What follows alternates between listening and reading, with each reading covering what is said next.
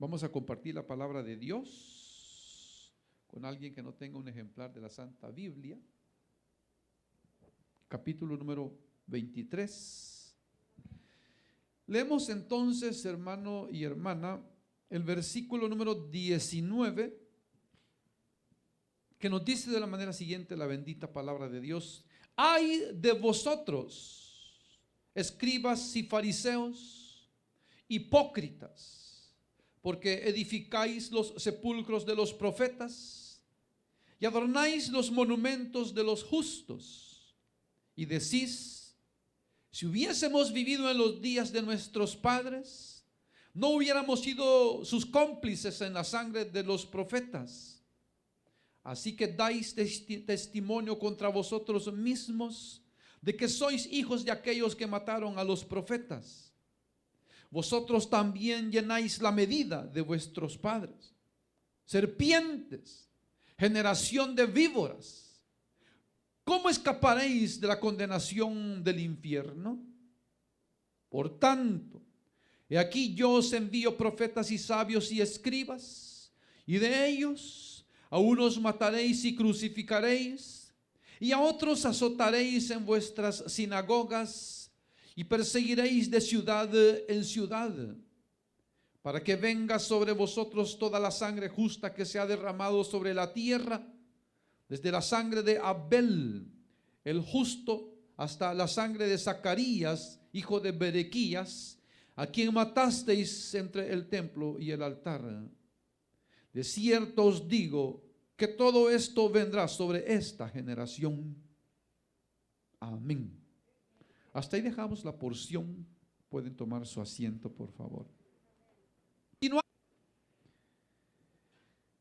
En esta lectura de hoy, hermano y hermana, continuamos con lo que es la exhortación más dura, hermano, más fuerte, que nuestro Señor Jesucristo, hermano, hace a los religiosos del pueblo de Israel. Ahí pues escribas, ancianos, fariseos, por lo hipócritas que eran en su relación con Dios, en su posición que espiritualmente le mostraban al pueblo, que realmente, hermano, pues el Señor mismo se los dice: ustedes no son hijos de Dios, son hijos del diablo. Ustedes no ponen la palabra de Dios por obra, sino que la quebrantan. Y llegamos entonces al último de los ay.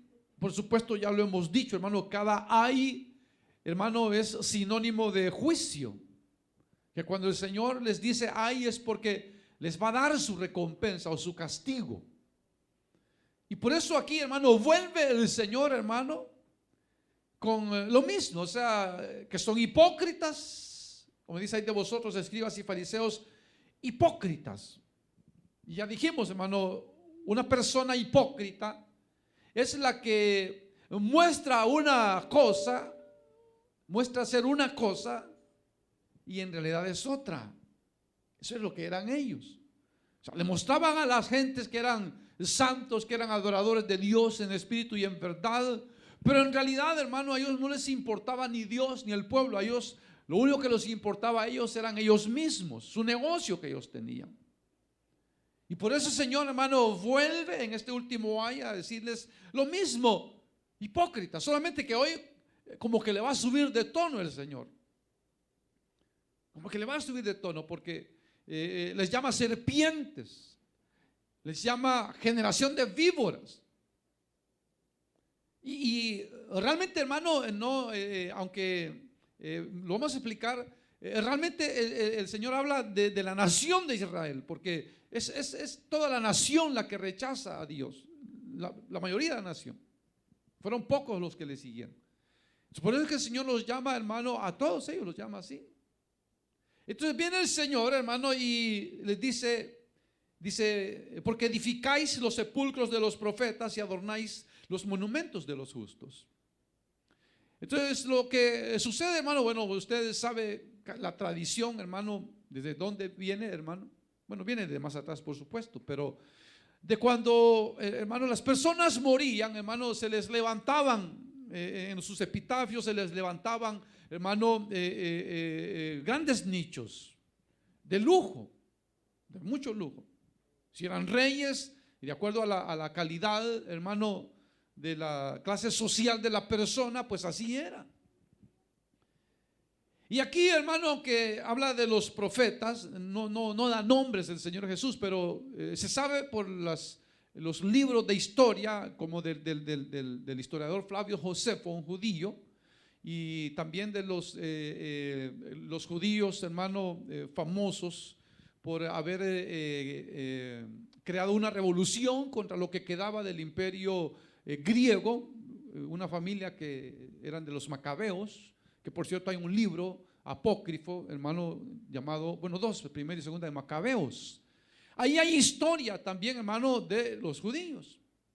Y tanto, hermano, Flavio Josefo como los libros de los Macabeos hablan de la historia de Israel. En el caso de Flavio Josefo habla de historia de los judíos y las guerras de los judíos. Y ahí ellos, hermano, mencionan de eso, ¿verdad? De que en los tiempos del Señor Jesús, se hallaban por lo menos, hermano, como digo, con datos, o sea, que se pueden extraer, como lo dijimos, de primera y segunda de Macabeos y de antigüedades de los judíos o guerra de los judíos, que en los tiempos del Señor Jesús, hermano, habían por lo menos 6 tumbas de profetas, como del rey David. Estaba el rey David, que era una de las más importantes. Estaba la tumba del profeta Ezequiel, del profeta Isaías. Estaba también la tumba de Ageo y de Isaías. Solo como digo, pudiendo dar datos, ¿verdad? Había muchos más, pero no hay datos. Entonces solamente se puede hablar de eso. Entonces ellos venían, como dice ahí, hermano, y las adornaban, como dice ahí el Señor, ¿verdad? Edifican los sepulcros, llegaban, los limpiaban, los ponían muy bonitos. Pero ellos mismos, dice que, hermano, ellos mismos decían en el versículo 30 que leímos, que si hubiésemos vivido en los días de nuestros padres, no hubiéramos sido cómplices de la sangre de los profetas. Entonces, confesando a sí mismo que ellos eran, hermano, hijos de los que habían, hermano, matado a los profetas. Ahora, Israel, hermano, es cierto que es la nación privilegiada por sobre todo el mundo, es la nación privilegiada, porque es la nación que Dios escogió para sí. Pero por ser la nación que Dios escogió para sí, hermano, o sea, a los israelitas Dios les dio todos los privilegios, o sea, no guardó nada. Bueno, a nosotros nos da el privilegio de ser iglesia, pero en el caso de como nación escogida, dice el apóstol Pablo cuando escribe a los romanos, en Romanos 9, dice claramente, dice que a los judíos Dios les dio, dice, de ahí vienen los patriarcas, o sea, de ahí salieron los patriarcas, los profetas, de ahí salió la promulgación de la ley, a ellos se les encargó la escritura, y dice, y de los cuales, según la carne, vino Cristo, el cual es Dios bendito por los siglos. Entonces, fíjense, a Israel se le dieron todos los privilegios, porque no hay nación a donde Dios hubiese mandado profetas, sino solamente a Israel. Porque eso es lo que Dios decía. Aún a los apóstoles, nuestro Señor Jesucristo, hermano, cuando los manda a predicar, les dice: vayan primero a las ovejas perdidas de la casa de Israel. Específicamente, Israel es primero para Dios. Pero por ser primeros y haber rechazado a Dios, hermano, ellos llevarán mayor condenación. Mayor condenación. Porque se le dio más, y el Señor dice: a quien mucho se le dio, mucho se le va a demandar. Entonces, cuando Dios juzgue, hermano, realmente va a ser fuerte. Por eso el Señor les dice ahí que ellos eran hipócritas, porque ¿cómo podían ellos estar diciendo que si ellos hubiesen vivido en los días de sus padres que mataron a los profetas, que ellos no hubieran sido cómplices, cuando ya, hermano, a esta altura ya habían ellos mismos decidido dar muerte al Señor Jesús? O sea, estaban diciendo de que aquellos eran unos asesinos, y ellos mismos en su corazón ya, hermano, estaban planeando matar al Señor Jesús.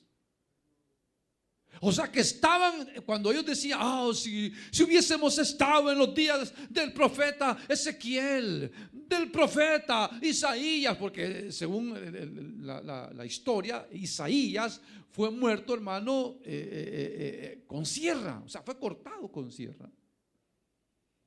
Fue cortado con sierra. Y así como dice, hermano, Hebreos 11, hermano, y habla de los que sufrieron, hermano, que fueron desterrados, fueron muertos a cuchillo, a espada, aserrados, desterrados, perseguidos. Dice, hermano, que sufrieron mucho, pero era por amor a Israel, e Israel, hermano, los rechazaba y rechazó al mismo Mesías, al mismo Señor Jesús, lo rechaza y lo mata. Por eso el Señor les dice hipócritas, porque uno puede decir, bueno, no tiene nada de hipocresía que ellos fueran a limpiar la tumba de los profetas y a calearla o a pintarla. No tiene nada de hipócrita, pero la hipocresía consistía en eso, que ellos venían a lamentarse a la tumba de los profetas porque los habían matado, y ellos mismos estaban actuando igualmente que sus padres en antaño, ahora matando a los que llegaban a Jerusalén.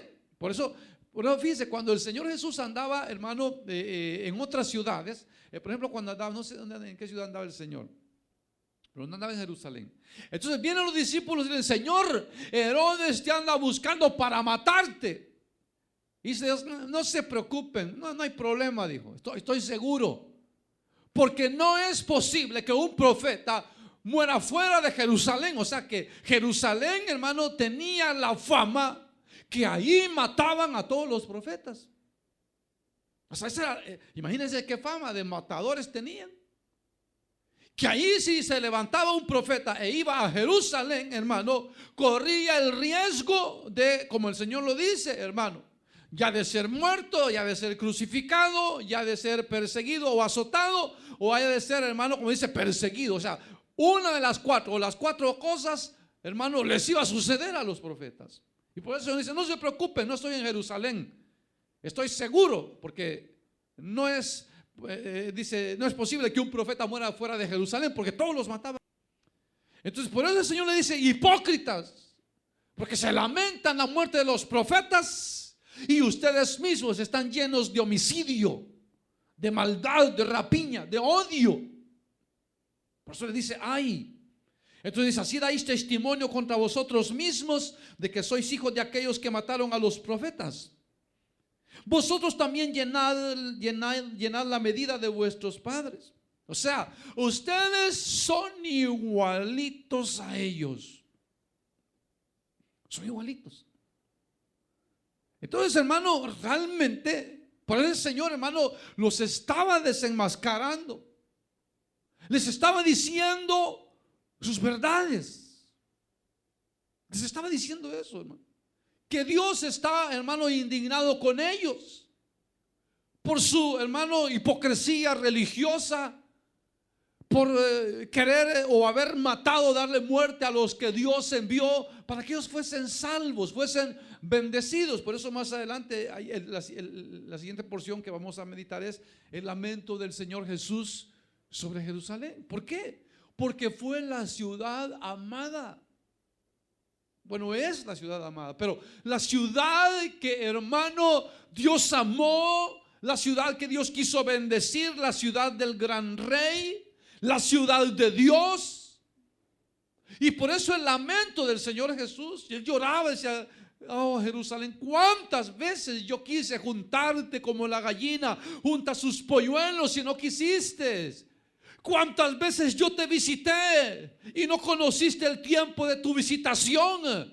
¿No te diste cuenta que Dios caminó por tus calles, que Dios nació en tus tierras, que Dios estuvo contigo, que Dios te ama? ¿No te has dado cuenta, Israel? Imagínense, hermano, hasta dónde llega la ceguera religiosa.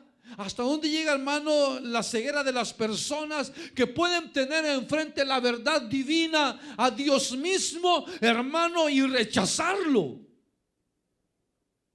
Por eso el Señor dice que, hermano, nadie va a poder justificarse delante de Dios, porque Dios se ha encargado de dejar un testimonio de su realidad, de su verdad, de su grandeza, para que a donde quiera que el hombre voltee o palpe, dice, pueda tentar a Dios. Fíjense. O sea, Dios ha dado testimonio y la gente no quiere verlo en el aire. Y la gente no quiere verlo, hermano, en las cosas creadas. Y la gente no quiere verlo, hermano, en los animales del campo, en los pajaritos, en todo ello. Cosas hermosas que Dios creó, hermano, para bendición del hombre. Pero el hombre no quiere ver a Dios ahí, hermano. No quiere verlo y no lo mira, porque no quiere verlo. Se mira en el espejo, hermano, y se mira cara de mono. Se mira en el espejo, hermano, y se mira cara de materia, hermano. Pero no se ve, hermano, semejante a Dios. No se ve semejante a Dios. Dice, no, yo no me parezco a Dios, yo me parezco al mono. Mi abuela era un mono. No, yo no vengo de Dios, yo vengo de una situación transformadora, de metamorfosis, de cambios, y de ahí venimos nosotros. Imagínense. Cuando Dios está gritando a voz en cuello cuánto nos ama, hermano, mostrándonos su amor, hermano, a través de su provisión, de su fidelidad, hermano, de detener los juicios, hermano, no destruir la tierra, todo por amor, hermano, a aquellos que sí le hemos recibido como Salvador. Por eso Él llora, por eso el Señor va a llorar, hermano, por Jerusalén. Dios llora, hermano, cuando el hombre le rechaza, aun cuando Dios nos muestra su amor. Dios nos muestra su amor, hermano, y nosotros somos indiferentes a la muestra de ese amor. Somos indiferentes. Vemos el sol todos los días. Sale el sol. Ay, va a estar caliente el sol, ojalá se escondiera el sol. Y cuando Dios lo ha creado para bendición nuestra. La tierra, el mar, lo que hay en el mar, la tierra, lo que hay en la tierra, el cielo, lo que hay en el cielo, lo ha creado Dios para que el hombre, hermano, vea la grandeza de su creador. Pero el hombre no quiere verlo. Al contrario, odia a Dios. Al contrario, desprecia a Dios. Al contrario, no acepta de Dios nada, cuando Dios todo nos lo da gratuitamente. No nos cobra por vivir, ¿verdad? No nos cobra por el oxígeno. No nos cobra por el aire que respiramos. No nos cobra, hermano, derecho de piso. No nos cobra derecho de peaje. No nos cobra nada de eso. Porque Él nos ama para nosotros. Creó en la tierra, hermano, y todo lo que hay. Y nosotros malagradecidos, hermano, le damos las gracias. Gracias al cielo, gracias a la naturaleza, gracias a la tierra, gracias a esto, menos gracias a Dios. Cuando dice, hermano, el único ser al cual Dios le dio, hermano, una imagen de poder ver hacia arriba. Ahí todos los animales miran para abajo. Ahí van caminando para abajo. Pero el hombre es el único animal, perdón, el único ser que mira hacia arriba. Es que animales, casi son animales, ¿verdad? Porque el hombre que no entiende es semejante a las bestias que perecen. Así dice la Biblia.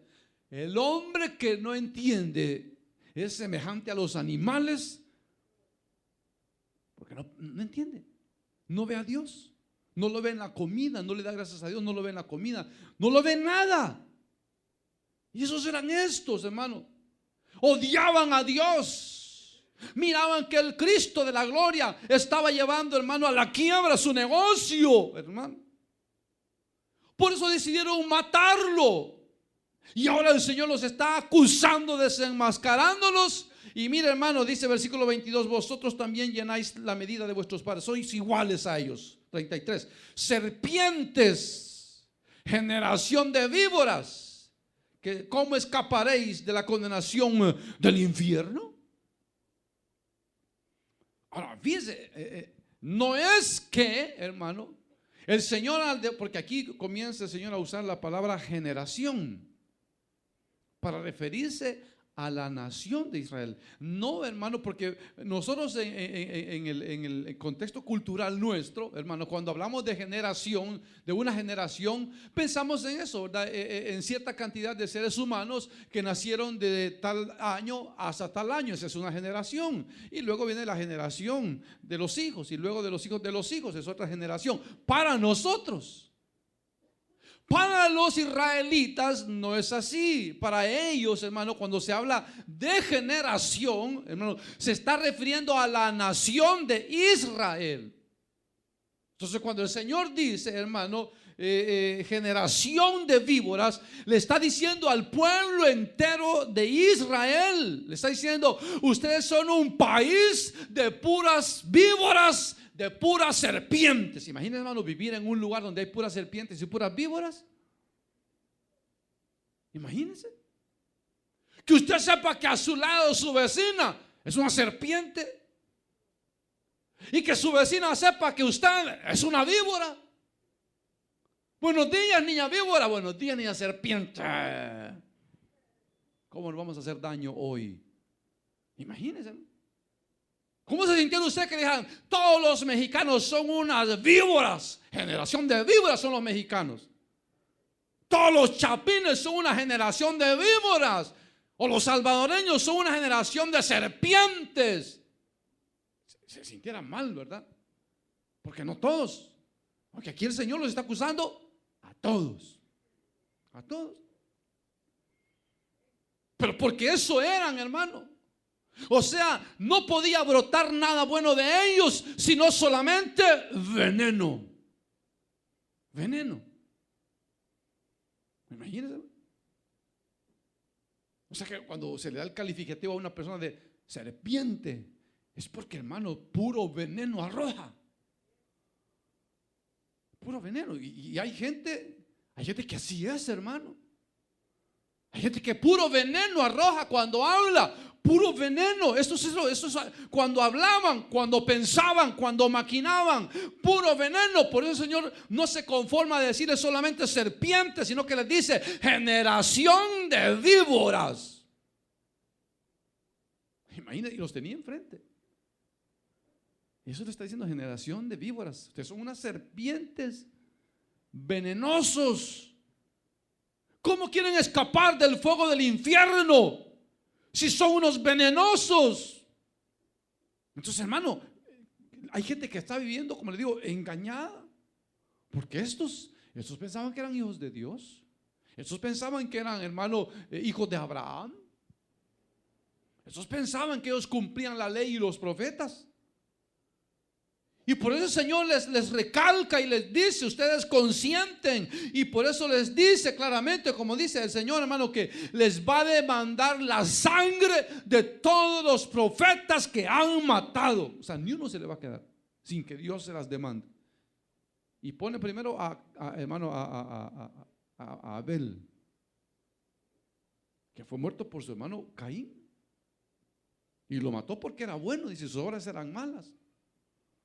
Imagínense, hijos del mismo padre. Y el hijo uno era hermano de obras malas, serpiente, mientras que el otro sus obras eran buenas. Y por eso lo mató. Dice: porque sus obras eran buenas. Entonces viene Dios y dice: Israel es nada más que una nación de serpientes. Ahora usted dirá: bueno, y si Dios, sabiendo que era una generación de serpientes y de víboras, ¿por qué los escogió? Los escogió porque a usted y a mí no nos importa. Los escogió porque quiso escoger. O sea, usted y yo no podemos reclamar y decirle: Señor, ¿acaso no estábamos mejor los mexicanos, Señor? Solo nos quitabas a la Lupita y ya nos convertíamos a ti. ¿Acaso no estábamos mejor los chapines? O sea, nos quitabas al Cristo negro y nos volvemos a ti. Y a los salvadoreños solo nos quitabas el elote o el cacao y nos volvíamos a ti. Pero no, hermano, aún siendo Israel como hermano, es como nación una generación de víboras y de serpientes, aún así Dios les quiso dar la oportunidad de darles esos privilegios, hermano, para que ellos fuesen salvos. Y no aprovecharon. Y no aprovecharon. Sino que, hermano, se fueron en pos de lo que su corazón sucio les dictaba. Por eso le digo, hermano, que hay mucha gente con nombre de creyente, de cristianos, que lo que son es generación de víboras y serpientes, que no se cansan de hacerle daño a la gente, que no se cansan de calumniar, que no se cansan de hablar mal de los otros, que no se cansan de hacer el mal, que, hermano, les da envidia ver que otros son prosperados, les da envidia ver que otros viven bien, hermano, les da envidia. Eso no es el hijo de un hijo de Dios, hermano. Alguien que se enoja porque Dios bendice a otros, esa es una serpiente y es una víbora. Y esa hay que matarla y darle su pedrada en la mera cabezota para que se muera, que se le mueran todas sus ideas sucias que tiene. Pero es por eso que el Señor les dice: ¿cómo ustedes piensan que van a escapar del juicio del infierno? ¿Cómo ustedes piensan que van a escapar? Dígame, ¿cómo piensan que van a escapar? ¿Porque son hijos de Abraham? ¿Porque piensan que guardan la ley? ¿Porque piensan que son hijos de Dios? Ustedes no son hijos de Dios, ni hijos de Abraham, ni nada. Ustedes no son nada, les dijo Dios.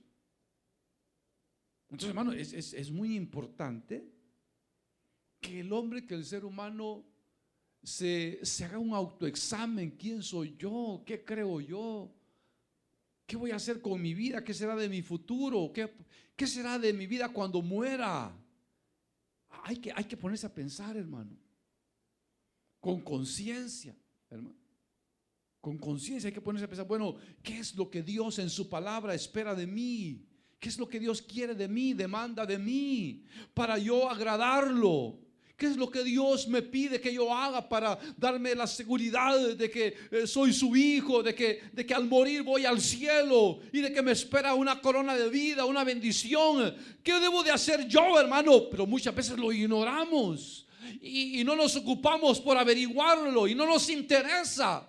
Y no nos interesa la palabra, no nos interesa la lectura, no nos interesa la enseñanza, la doctrina, no nos interesa la oración, no nos interesa nada, hermano. Solo creemos y pensamos que con ser religiosos ya Dios está contento. Ya me persigné, ya le dije, ya se alegró Dios conmigo. Ya le eché la limosna, ya le eché al San Caralampio, ya le eché ahí la limosnita. Pero entonces por eso el Señor, hermano, Él dice claramente, versículo 34, por tanto, he aquí yo os envío profetas y sabios y escribas. Entonces, aquí como que hay una disparidad, ¿verdad? Una contrariedad, porque primero, hermano, porque el Señor en su cara claramente le está diciendo que Él es Dios. O sea que el Señor no era profeta, era más que profeta, como dijo San Juan Bautista. Bueno, el Señor dijo de San Juan Bautista, pero el Señor no era profeta, era más que profeta. Él es Dios. Y por eso el Señor dice, he aquí, yo dice el Señor, os envío. Entonces, Efesios capítulo 4, cuando habla de los ministerios, de los hombres de Dios, o de los hombres que Dios envía, hermano, para predicar su evangelio, Él dice claramente, y aún nos puso Dios. Y entonces da la lista de los 5 ministerios. Pero dice, aún nos puso Dios. Pero aquí el Señor dice, y yo envío. O sea, Jesús es Dios. Y aquí yo os envío profetas. O sea, quien nos envía a ver a Dios. Pero el Señor Jesús dice, yo os envío profetas. Yo os envío sabios. Y os envío escribas. Bueno, ¿cómo escribas? Si aquí está diciendo que son hipócritas. Entonces, ¿cómo el Señor está diciendo que les mandaría escribas? Entonces, lo que quiere decir es eso, lo que está ahí, que el Señor les mandó escribas.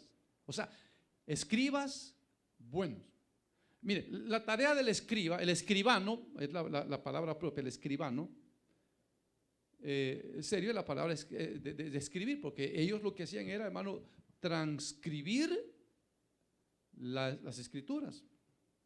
Ellos solo las transcribían, pero las transcribían con un celo, hermano, que ellos se aprendían de memoria las letras que cada libro tenía. Entonces yo le preguntaba, don escribano, ¿puede decirme cuántas letras tiene el Salmo 23? Tantas, decía. Don escribano, ¿me puede decir cuántas letras tiene el Salmo 119? Tantas, decía. Entonces ellos pensaban que porque ellos, como les digo, el trabajo del escribano era como si hoy fuese, hermano, una persona que va, hermano, a reproducir la palabra de Dios. Una imprenta, un dueño de una imprenta que está reproduciendo la palabra de Dios, eso es todo. Pero como ellos la escribían, se la aprendían de memoria, entonces ellos pensaban que por saber las escrituras de memoria, entonces ellos eran la gran cosa, y en eso consistía su error. Que ellos pensaban que ellos eran importantes porque ellos sí sabían la ley, sabían, hermano, los libros, sabían las palabras, pero lo malo era que no lo ponían por obra. Pero, hermano, el Señor sí levantó, hermano, escribanos temerosos de Dios. Pero cuando Dios levantaba, hermano, escribas, hermano, buenos, lo que hacían eran, hermano, los quitaban. O sea, no dejaban que impusieran la verdad de Dios al pueblo. Dice, no, no nos conviene, quitémoslo. Y por eso el Señor dice, les mando profetas, les mando hombres sabios y les mando escribas. A unos van a crucificar, a otros van a matar, a otros van a azotar y a otros los van a perseguir de ciudad en ciudad. Y eso es lo que pasaba. Entonces, por eso, hermanos, se sabe testimonios de los apóstoles del Señor, hermano, de ellos, hermano, por lo menos Felipe, Andrés, Pedro, fueron crucificados. Bueno, Andrés fue crucificado en una X cruz, en una cruz X. Por eso el catolicismo romano tiene esa ¿qué le puedo decir? Esa creencia. La cruz de San Andrés, porque es una cruz en X. Porque si era una manera de crucificar a las personas, a los malhechores, pero no era una cruz, sino que era una X, y le llamaban la cruz, pero le llaman la cruz de San Andrés, porque murió crucificado en una cruz X. Y Pedro, que hermano, al ser crucificado, él pidió ser crucificado de cabeza, porque él dijo que él no se sentía digno de morir como su Señor. Por eso a Pedro lo crucificaron de cabeza.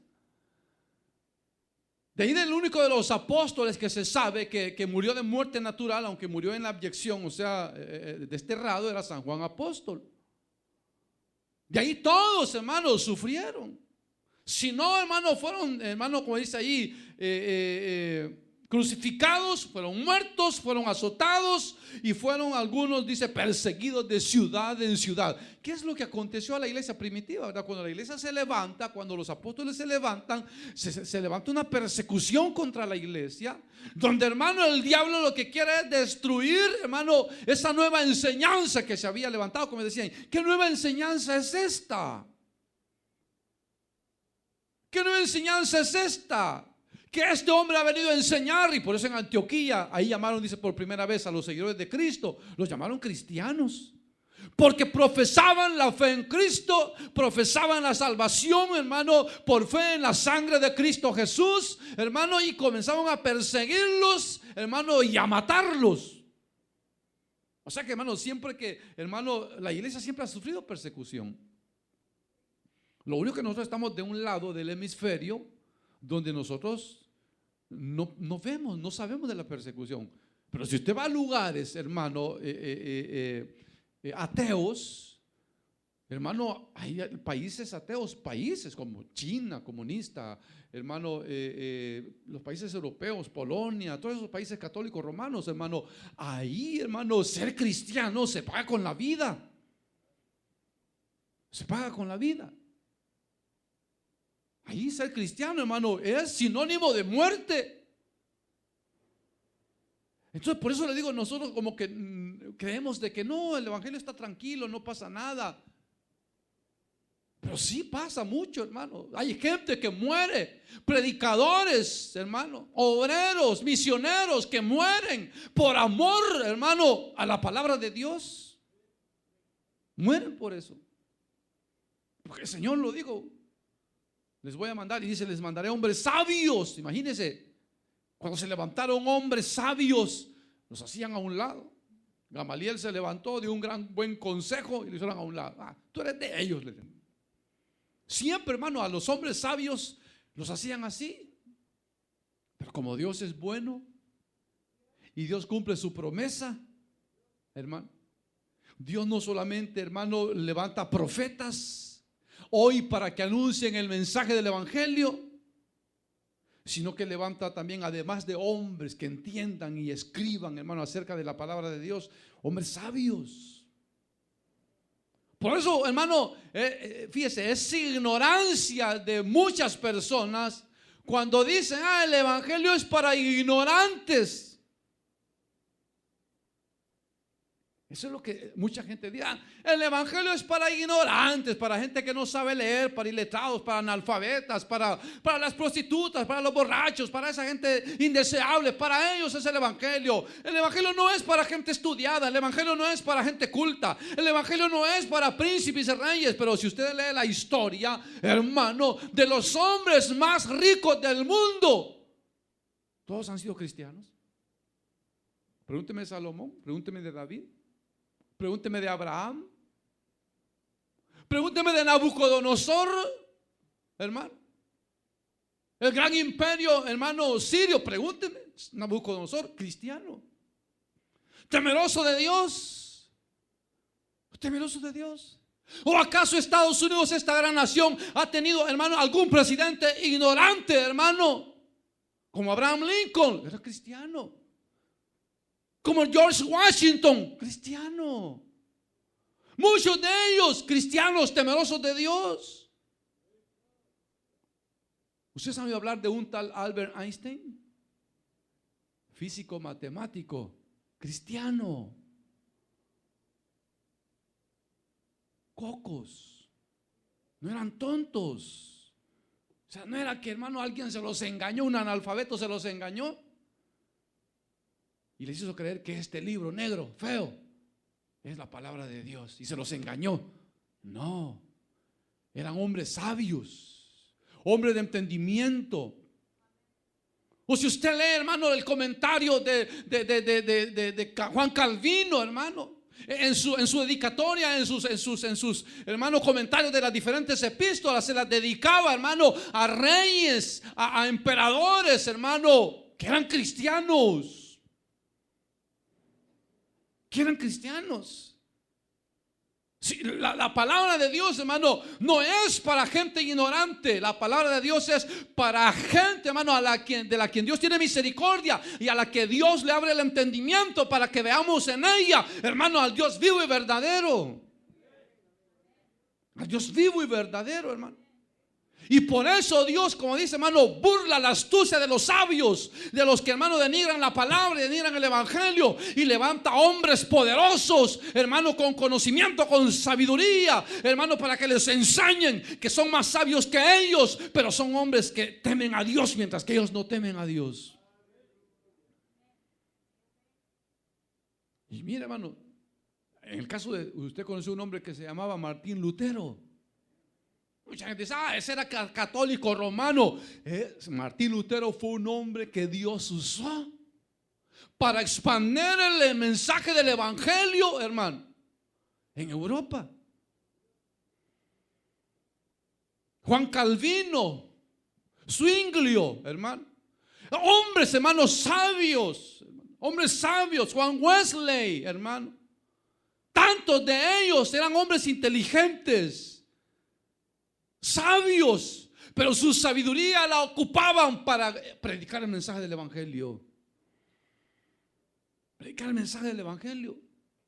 Y por eso los hombres sabios Dios los usó, en el caso de Martín Lutero, hermano, para desenmascarar a lo que en ese entonces, por los años 1600, había agarrado una fuerza tremenda de odio contra el evangelio, contra los creyentes, como el catolicismo romano. Y entonces vino Martín Lutero y se aprendió el griego y se aprendió, hermano, el hebreo, como Juan Calvino, y tradujeron la Biblia a un lenguaje popular donde la gente podía comprender la palabra de Dios. Porque a la gente eso es lo que decía el catolicismo romano: no, es que como la Biblia está escrita en latín, ustedes no la entienden, solo los sacerdotes podemos comprenderla, y la pobre gente, hermano, aún ricos, hermano, aún gente sabia, gente de alta alcurnia, hermano, se dejaron de engañar, hermano, por esa mentira, cuando la palabra de Dios, hermano, es de fácil interpretación, como dice ella misma. Es de fácil interpretación. Y por eso, hermano, viene, hermano, Martín Lutero, hermano, y transcribe, bueno, traduce, hermano, del griego, hermano, del hebreo, hermano, al alemán popular. Y de esa manera se riega, hermano, el mensaje del evangelio en Europa. Y viene el despertar. Viene el despertar. Y la gente comienza a conocer la verdad y a ser libre y a darse cuenta del engaño religioso, hermano, y a darse cuenta del mensaje del evangelio, hermano, y comienza la palabra de Dios a crecer y a glorificar, hermano, por esos hombres que, aunque pudieron haber sido reyes, emperadores, decidieron ser mensajeros del evangelio. Decidieron ser mensajeros del evangelio. Decidieron morir en la cárcel. Decidieron estar en la cárcel, perder a sus seres amados por amor de Cristo. ¿Verdad, hermano? Y usted y yo, ¿qué sufrimos por Cristo? ¿Crucifixión? ¿Muerte? ¿Persecución? ¿Qué sufrimos por ser cristianos? Hoy no voy a ir a la iglesia, me duele la pestaña izquierda. Hoy no voy a ir a la iglesia, tengo sueño. Hoy no voy a ir a la iglesia, estoy cansado, me quemó mucho el sol. Ay, qué persecución la que tiene por Cristo. Cómo sufre, pobrecito, pobrecita, cómo sufre por Cristo. Imagínense. Por eso le digo, hermano, porque como no hemos sufrido persecución, no sabemos lo que es sufrir por Cristo. Y como no sufrimos por Cristo, no hemos aprendido a amarle como debemos amarle. Por eso lo cambiamos por cualquier bobada. Por cualquier bobada cambiamos a Cristo. Porque no hemos entendido la altura, la profundidad, la anchura y la longitud del amor de Cristo, dice la palabra de Dios.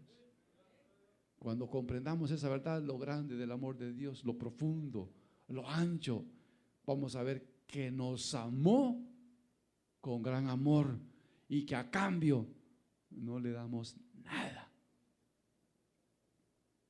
Ustedes no, por supuesto, estoy hablando con lo que me están escuchando aquí en este programa. Pero ¿cómo pretendemos decir que somos cristianos si albergamos en el corazón odio, deseos de hacerle daño a las personas, raíces de amargura, malos sentimientos contra las personas? ¿Cómo podemos decir que somos hijos de Dios? Hipócritas, generación de víboras. Creo que le vamos a cambiar nombre a la iglesia. Le vamos a poner iglesia de las víboras. Estará bonito. Iglesia de restauración de víboras le vamos a poner. Nadie va a querer venir, ¿verdad? De víboras. ¿Para qué voy a ir a la iglesia de víboras? Y de ahí vengo huyendo de las víboras. Pero es que eso es lo que hay. El Señor dijo: ustedes son generación de víboras, son unas serpientes, son ustedes. Imagínense. Mira, si el Señor Jesús estuviera aquí y nos dijera eso, le aseguro que nos vamos. Qué ofensivo. Y ese es el predicador invitado. Mira que a los que lo invitaron a que nos dijera serpientes. Pero por eso Dios en su grande amor levanta sabios. Fíjese que de Juan Calvino se dice de que Juan Calvino no predicaba, hermano, con escrituras ya traducidas, predicaba con los propios originales. O sea, si él predicaba el Nuevo Testamento, predicaba en griego. O sea, tuvo que haber aprendido griego. Si predicaba el Antiguo Testamento, leía los pergaminos en hebreo. Pero para entender eso, tuvo que haber aprendido los idiomas, ¿verdad? La gramática. Todo lo que comprende, hermano, hermano, idioma. Citaba de memoria, hermano, ese hombre, no, como digo, no necesitaba Biblia, citaba de memoria porciones largas de la palabra de Dios. Sabio, para enseñarle a los sabios que también hay sabios que aman a Dios. ¿Hay algún sabio aquí? ¿Ah? ¿Hay algún sabio aquí? Pues sí, los que hemos entendido que Cristo es el Señor somos sabios, porque esa verdad divina no cualquiera la entiende. ¿Por qué Dios a usted le ha revelado a su Hijo Jesucristo como Señor y Dios? ¿Y por qué no se le ha revelado a un grandote, a un poderoso? Porque usted o Dios, o bueno, usted halló gracia delante de Dios y nos abrió el entendimiento para que comprendiéramos esa verdad. Mientras que a los sabios los hace tontos. ¿Ves? Y dice el Señor, versículo 35, para que venga sobre vosotros toda la sangre justa que ha sido derramada sobre la tierra, desde la sangre de Abel el justo hasta la sangre de Zacarías, hijo de Berequías, a quien matasteis entre el templo y el altar. Entonces aquí, hermano, Zacarías era otro Zacarías, no es el profeta Zacarías de que se tiene el libro, sino que el profeta, sino que era otro profeta, pero que también lo habían matado. Y la cosa es de que el Señor lo que hace es mencionar a los profetas que han sido muertos dentro de lo que son las escrituras que los judíos aceptan, porque los judíos en el Nuevo Testamento eso no lo aceptan. Ellos no lo aceptan. Ellos aceptan, hermano, solamente la ley de Moisés y, como dicen ellos, la ley y los profetas, y dicen, hermano, lo que son los libros, los libros poéticos, como los salmos, cantares y todo eso. Y lo que es historia de ellos, por supuesto, que crónicas, reyes, todo eso es historia de ellos. Ellos lo aceptan. Entonces, por eso el Señor les menciona de los profetas que han sido muertos dentro de lo que ellos creen y aceptan como escritura. Entonces dice, desde Abel hasta Zacarías se les va a demandar. Pero fíjese, pero el Señor habla, como le digo, de generación. Entonces el Señor no está hablando de un cierto grupo que nació en una fecha y va a morir en otra. No, está hablando de generación refiriéndose al pueblo de Israel. Cuando veamos el capítulo 24, usted va a comprender eso. Que el Señor, cuando habla de generación, se está refiriendo al pueblo completo de Israel. Por eso el Señor dice el Señor que en el capítulo 24 dice que no pasará esta generación hasta que todo esto acontezca. O sea, no dejará Israel de ser Israel antes que todo se cumpla. Entonces la gente que dice, bueno, se murieron los que mataron al Señor, pasaron 40 años y no pasó nada, no vinieron los juicios que Dios dijo. Entonces Jesús era un mentiroso, porque, hermano, queremos interpretar la palabra de Dios conforme a nuestro contexto cultural y no al contexto cultural bajo el cual la Biblia originalmente fue escrita, que es el griego y el hebreo. Bueno, más que todo el hebreo, porque el hebreo lo que hace es, simplemente se escribió en griego, pero el hebreo es el contexto cultural de los hebreos, de los israelitas. Y por eso muchas veces no entendemos palabras en español, porque, hermano, no entendemos el hebreo. Por eso muchas veces se malinterpreta la palabra de Dios ya traducida. Pero si usted y yo aprendiéramos el griego y el hebreo, nos sería más fácil entender el mensaje de Dios. Pero bueno, para que pase eso está verde, porque ni español sabemos. Entonces ahora digamos griego y hebreo, nos perdemos, ¿verdad? Nos agarra el milenio, ¿verdad? Mejor aprendamos bien el español y mejor, hermano, leamos más la palabra de Dios y sometámonos a Dios y humillémonos bajo la poderosa mano de Dios y creamos al mensaje de Dios, al mensaje que los santos hombres de Dios dan, y no los menospreciemos porque fueron hombres sin letras, sin estudios. Sepamos, hermano, que aunque eran hombres, muchos de ellos sin letras, sin estudios, también muchos de ellos eran hombres grandes, ilustres. grandes e ilustres, y que Dios los usó, y que ahí los vemos reflejados en las Escrituras. Así que, hermano, como dice, esta palabra hace sabio al sencillo, hace prudente, trae sabiduría, trae conocimiento. Esta palabra. Entonces el que la desprecia está despreciando un tesoro grandísimo. Y el que la recibe, hermano, está recibiendo un caudal de conocimiento.